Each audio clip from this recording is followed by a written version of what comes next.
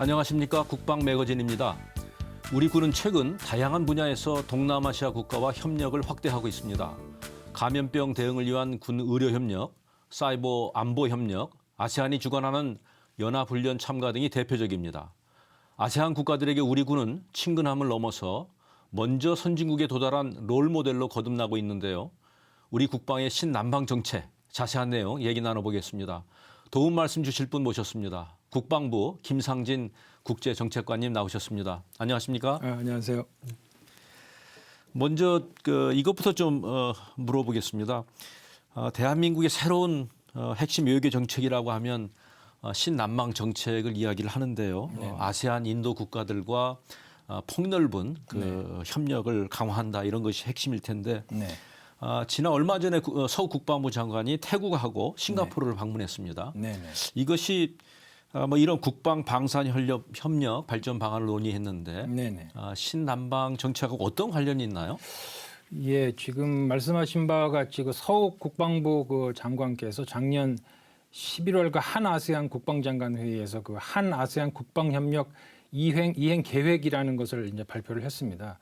이것은 앞으로 5년간 우리 정부가 신남방 정책을 국방 분야에서 아세안 10개 국가들과 어떻게 구체화해 나갈 것인가에 대한 큰 비전이라고 보시면 되겠습니다. 이번에 서 장관께서 태국하고 싱가포르를 방문하셨는데 이것은 신남방 정책의 국방 협력 분야에서의 비전을 구체화하는 그런 이행을 위한 첫 행보라고 보시면 되겠습니다. 네, 예. 먼저 태국 좀 알고 싶은데요. 네. 태국 그러면 6.25 참전국이라고 하는 친근감은 있습니다만 네네. 실제로 보면 국방 협력은 돋보이는 것이 별로 없었던 것 같아요. 맞습니다. 예전에 보면 2015년에 T-50 4대 수출한 게 있고요. 고등훈련기. 네네. 이번 방문에서 어떤 성과가 있었습니까? 예, 잘 지적을 해주셨고요. 말씀해 주신 대로 우선 태국은 6.25 전쟁 참전국이자 미국의 동맹국이라는 점에서 우리와 매우 긴밀하고 친숙한 국가라고 할 수가 있겠습니다. 그런데 국방 분야에서의 협력은 방금 말씀해 주신 바와 같이 다른 국의 아세안 국가들과 비교했을 때 조금 좀 통상적이고 미진했던 부분이 있었던 것이 사실입니다. 그래서 이번 방문에서는 서 장관께서 이러한 양국 간 국방 협력 관계를 한 단계 업그레이드를 좀 하고자 하는 그런 취지에서 방문을 했던 것이고요. 특히 뿌라윳 태국 총리가 국방장관을 지금 겸임하고 있습니다. 그래서 양국 국방장관 회담입니다마는 사실상 서 장관께서 태국의 최고위층을 직접 만나서 우리와 태국과의 국방협력 강화 희망 의지를 직접 전달했다라는 데 큰 의미가 있겠습니다. 실제 뿌라윳 총리는 회담에서 한국의 군수 지원 협력 그리고 군사 교육 교류 그리고 연합훈련 확대는 물론 태국이 추진 중인 추가 호위함 추가 구매 그리고 지금 태국이 F-16하고 F-5 등 노후 전투기를 교체하는 그런 사업을 진행 중입니다. 이 분야에서 우리 공군과의 협력 의향을 표명을 했고요. 특히 2월 달에 이제 곧 있으면은 태국 공군사령관이 서욱 장관의 태국 방문에 이어서 일종의 팔로우업을 협의를 하기 위해서 방한을 하게 되어 있습니다. 그 계기에 이번에 서욱 장관이 가서 협의했던 사안들의 구체적인 이행 방안에 대해서 협의할 예정입니다. 네. 아까 이제 말씀하셨지만 6.25 참전국 말씀하셨고요. 네네. 태국이 아시아 국가 중에는 가장 먼저 이렇게 파병 의사를 표명을 했고 예. 실제로 참전도 6,300여 명 참전해서 많은 희생이 있었습니다. 네네. 이번에 보니까 서욱 장관께서 가셔서 참전 용사도 방문하고 보훈 행사도 가졌는데 네네. 남다른 소감이 있었을 것 같아요. 예, 이 부분이 제가 이제 개인적으로 조금 감흥이 있었던 그런 부분이라고 하겠습니다. 보통 이게 외교 행사를 하다 보면은 특히 이제 참전국 같은 경우에 보통 한 1회 또는 2회성의 참전 용사분들을 초청하는 이런 행사가 있게 마련입니다. 그런데 이번에는 서욱 장관께서 직접 방문을 해서 참전협회를 방문하시고 또 참전 용사 중에 한 분, 생존에 계시는 한 분의 자택을 또 방문하시고 또 참전 용사 한 10여 분을 직접 초청을 해서 격려 만찬을 또 개최를 했습니다. 이어서 보훈청장까지도 직접 면담을 해서 우리가 그분들을 어떻게 도울 수 있는지 이런 일회성이 아닌 좀 이렇게 연이을 수 있는 우리의 그런 지원 방안에 대해서도 깊은 협의가 있었습니다. 특히 저 개인적으로는 이제 거의 90대 이런 참전 용사분들이 이런 서욱 장관, 한국의 국방장관이 직접 방문을 해서 한두 번도 아닌 3-4번의 연이은 그런 감사 행사를 하는 거에 대해서 크게 감동하시는 모습을 보면서 저 개인적으로도 매우 새로운 느낌을 받았습니다. 보니까 아주 가슴이 뭉클했다는 것 같은데 예. 굉장히 진심 어리고 의미 있는 맞습니다. 행사였다고 생각이 듭니다. 예. 싱가포르로 좀 넘어가서 보면 싱가포르는 작은 신생 독립국인데 맞습니다. 그럼에도 불구하고 생존을 위한 실리적 외교 이게 아마 키워드로 싱가포르를 자리매김할 수 있을 것 같아요. 예, 예. 국제사회에서 위상도 아주 강하고 또 아시안에서 보면 싱크탱크의 역할을 확실히 하고 있다 이런 생각을 하고 있습니다만은 맞습니다. 이번 싱가포르 방문의 외교의 의미 어떻게 보십니까? 뭐 정확하게 지적을 하셨고요. 싱가포르는 제가 보기에는 아세안의 브레인이라고 해도 무방할 정도로 아주 큰 외교력을 발휘하는 아주 저력이 있는 국가라고 하겠습니다.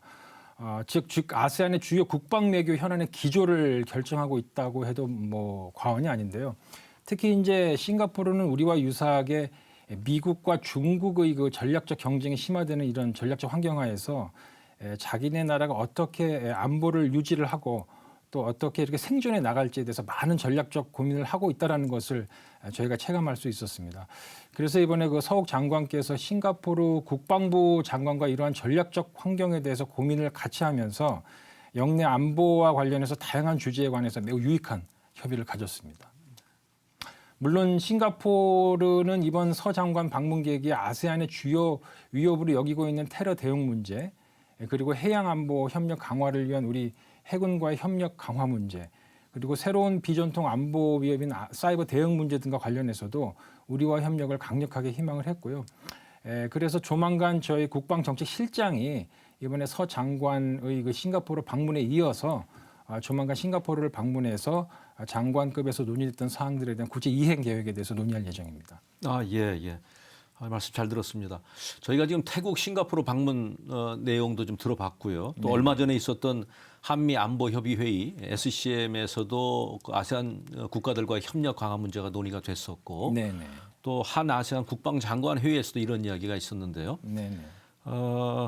어떻게 보면 이제 아세안 국가들과의 협력을 강화하는 문제, 이거 신남방 정책이라고 볼 수 있는데 네네. 왜 이 시점에서 이것이 이렇게 중요하게 대두되는지 설명 부탁드립니다. 예, 아까 질문에 대한 답변 과정에서도 잠시 언급을 했습니다만은 지금 국제 정세라고 하는 게 강대국 간의 전략적 경쟁이 이제 심화되는 그런 형국이고요. 그렇게 강대국 간의 경쟁이 심화되면은 우리 입장에서는 협력 대상 국가군을 이렇게 다변화할 필요성이 이제 제기가 되는 것입니다. 그렇게 해야만 우리 외교 안보적 공간을 이렇게 새롭게 창출하는 효과가 생기는 것이고 또 이러한 협력 공간이 창출화돼서 협력이 다변화된다면은 궁극적으로 영내 평화와 안정에도 우리가 충분히 기여할 수 있는 그런 기회가 생긴다고 생각을 합니다. 현 정부 출범 이후에 지금 신남방 정책이 주로 제가 보기에는 경제 그리고 인적 교류를 중심으로 이루어졌다라고 생각이 되고요. 최근에 이제 미중 갈등이 이제 심화가 되고 또 인태 지역 내 현상 변경적 상황이 대두되는 시점에서 아세안과 우리 모두 안보 측면에서 협력 공간이 커졌다라고 저는 보고 있습니다. 그래서 지난해 11월에 개최된 한 아세안 최초로 개최되었는데 한 아세안 국방장관 회의에서 서욱 장관이 이러한 점을 감안을 해서 한국과 아세안 간의 국방협력 이행 계획이라는 추세를 반영을 하고 특히 아세안 10개국이 그간 안보 측면에서 우리와 협력을 희망한 내용을 10개 국가별로 이렇게 맞춤형으로 세분화해서 어떠한 협력을 추진해 나갈지를 이제 발표를 한 것이라고 보면 되겠습니다. 예. 지금까지 보면 이제 안보 협력이라고 하면 주변 4대 강국 미중 일러 중심으로 이루어졌고 네. 그 자체도 굉장히 중요한데 네. 또 이제 국장님 말씀 들어보니까 협력 다변화가 얼마나 필요한지 이런 내용이 아주 공감이 많이 됩니다. 네. 실제로 이제 신남방 정책을 말씀하셨는데 구체적으로 좀 들어가기 전에 일단 포괄적으로 보면 핵심 내용이 어떤 거죠? 예. 일단 국방 방산 분야에서 아세안 10개국 그리고 인도가 포함되는데 이 서남아시아 국가들과의 안보 협력 강화 문제가 이제 포함된 내용이라고 보시면 되겠습니다. 이번에 태국 그리고 이제 싱가포르를 방문해서도 확인됐지만은 일례로 싱가포르 경우에는 아세안 지역에서 화생방을 포함을 해서 이 테러 발생 위협 그리고 급증하는 사이버 위협에 대한 우려가 그런 우려를 매우 크게 갖고 있음을 알 수 있었습니다. 그래서 우리는 이 분야에서 선진적인 역량을 갖고 있는데요. 싱가포르는 바로 이러한 분야에서 우리와의 협력과 지원을 요청을 했었습니다. 태국 같은 경우에는 솔직히 당장 현존하는 외부 위협은 없다고 할 수 있겠습니다. 그렇지만은 격동하는 인태 지역에서 안보 상황에 대한 우려가 있다고 실제 우리한테 얘기를 하면서 스스로 태국의 전력 현대화를 추진하는 과정이 있다라고 저희한테 얘기를 했습니다. 그러면서 방산 선진국인 우리와의 협력에도 큰 관심을 보였습니다. 결론적으로 말씀드리면 저희 국방부가 추진하는 신남방 정책은 아세안이 필요로 하는 것입니다. 그리고 우리도 아세안과의 협력을 통해서 서로 윈윈하는, 서로 수혜를 입는 그런 상호 호혜적인 프로젝트를 적극 발굴해 나가는 과정이 있다고 보시면 되겠습니다. 그리고 앞에서도 말씀드렸습니다만 이러한 협력이 궁극적으로는 한국 그리고 아세안의 안보를 증진을 하고 영내 평화와 안정에도 기여하는 결과가 될 것이라고 확신을 합니다.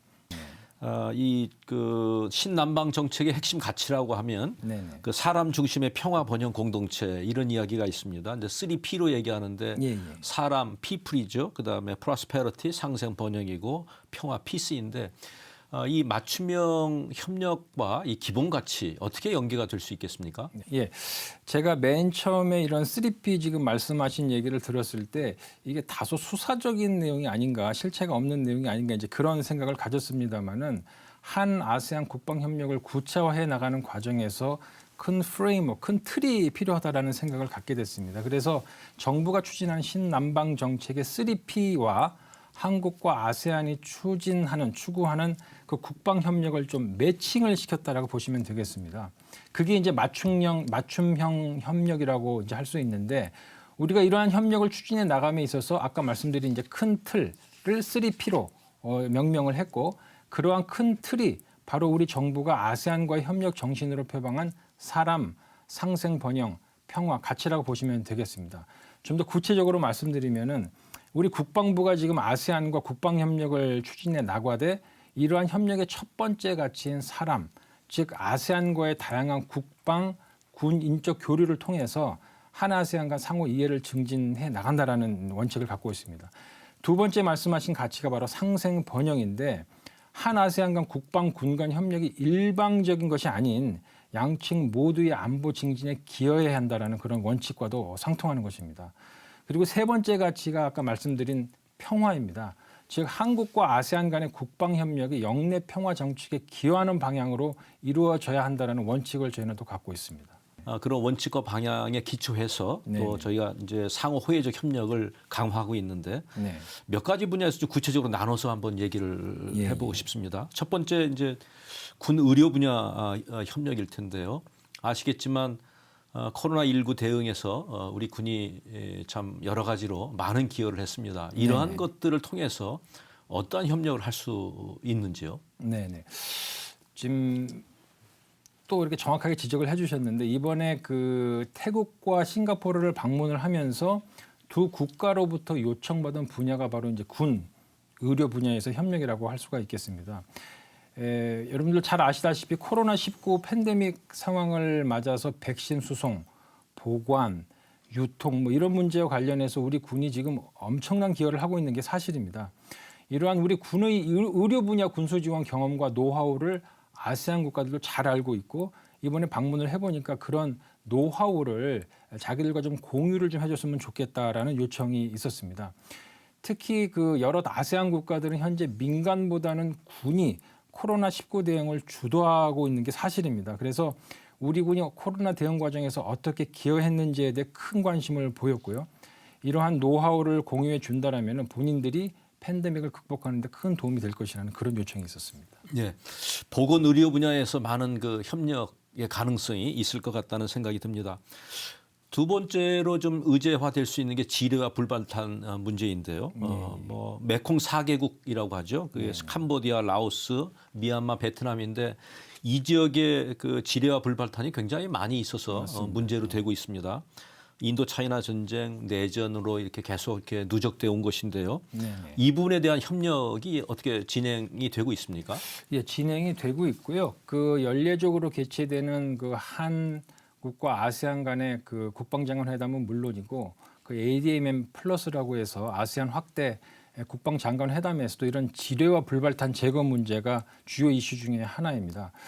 그런데 아까 제가 이제 우리는 아세안 국가들과 맞춤형 협력을 하고 있다 이렇게 말씀을 드렸는데 잘 아시다시피 저희는 6.25 전쟁 당시 휴전선 인근에 매설된 지뢰, 불발탄 제거 사업을 추진하면서 많은 경험과 노하우를 이미 축적한 바 있습니다. 그래서 베트남, 캄보디아, 이제 라오스 이런 나라들이 전쟁을 과거에 경험을 하면서 아직도 국토의 많은 지역의 지뢰와 불발탄이 충분히 제거되지 못해서 희생자가 계속 나오고 있는 상황입니다.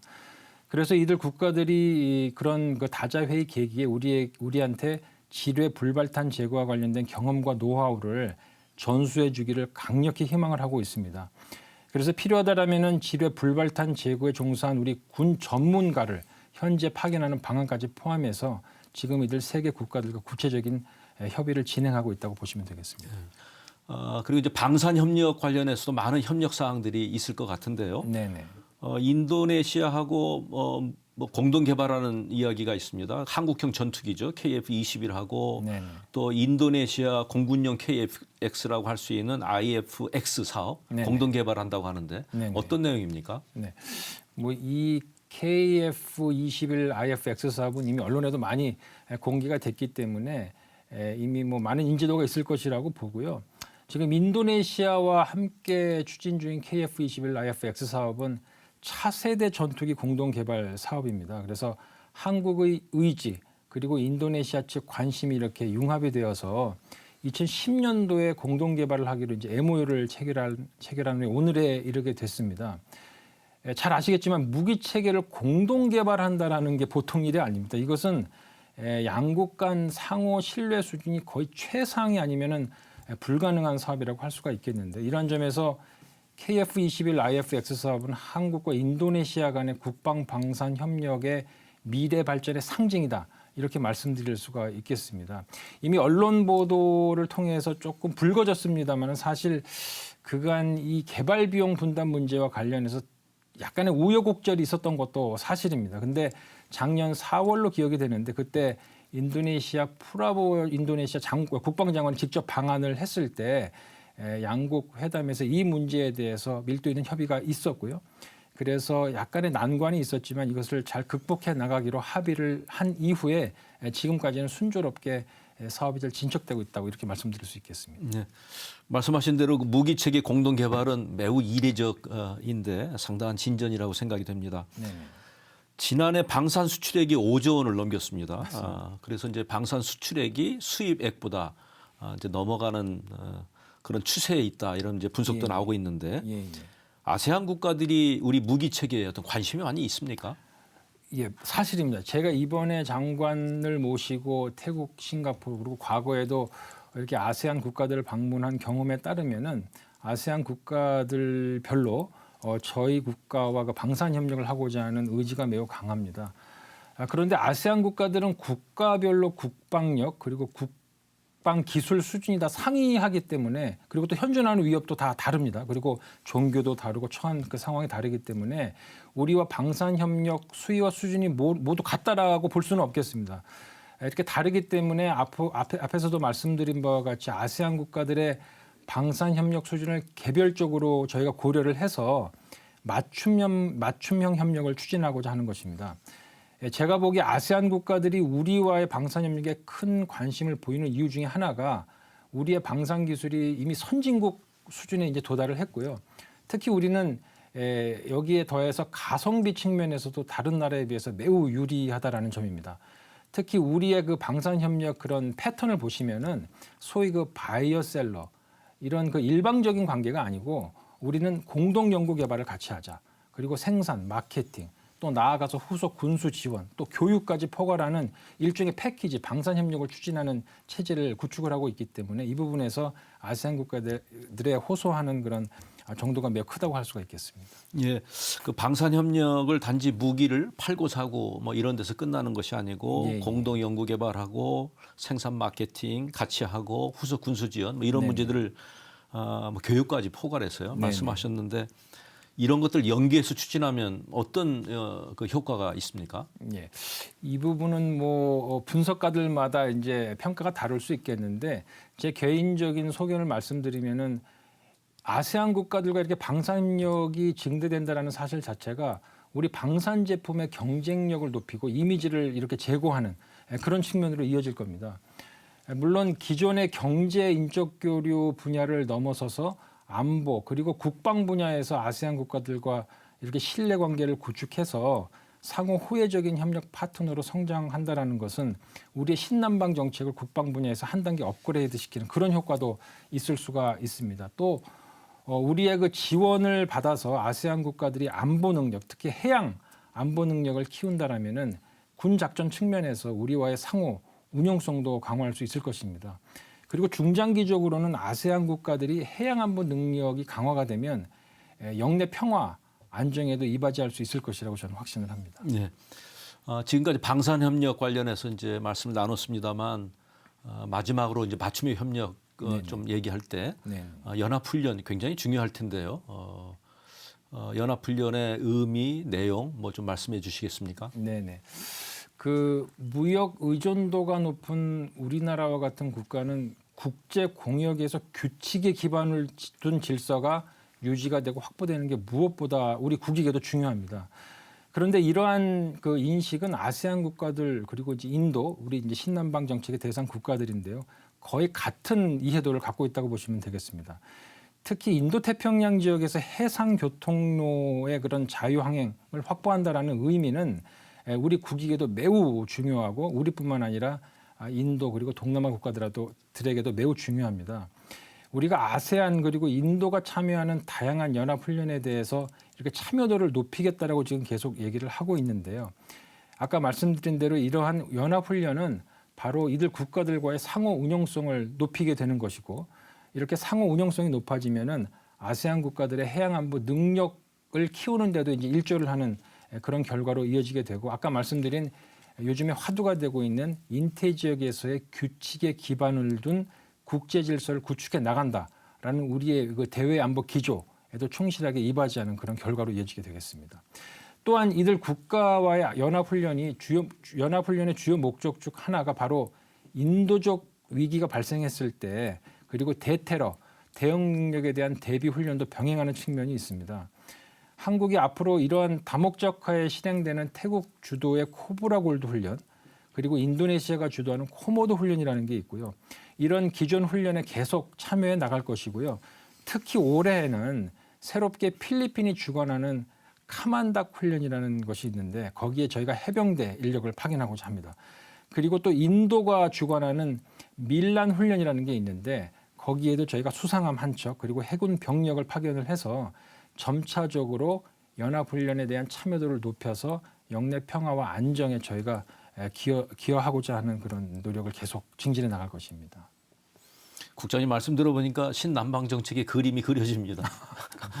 매우 구체적인 그 정책으로 이렇게 다가오는데요.